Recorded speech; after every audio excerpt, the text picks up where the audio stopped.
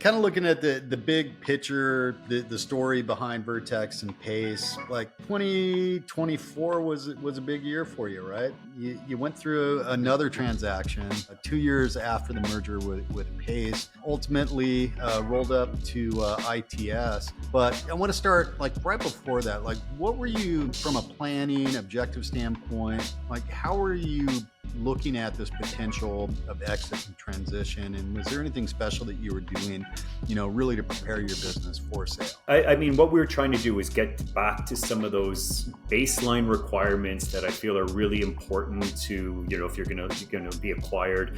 Some of those KPIs being, net profit. You really want to be around, 20% plus net profit ideally.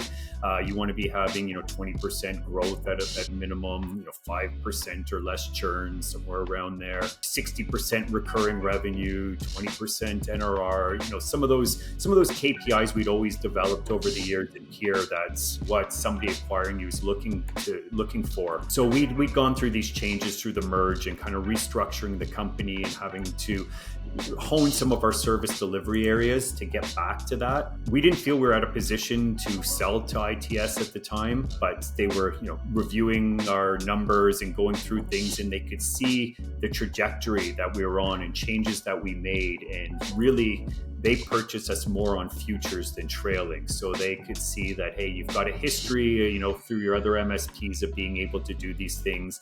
And we see what changes you've made, and we see kind of your sales trajectory and other things. And they looked at us more from a balance of, the futures and the trajectory we had, and some of the history too. So we were thinking we were just going to go through some preliminary investigation on where we stood and things. And then they just looked at us and said, hey, you have a lot of potential, and we'd kind of like to make you an offer now to get ahead of it, not have you wait another year or two, which is what we thought we'd have to do. We just felt we needed a really strong trailing 12, and we were probably 10 months away from a good trailing 12.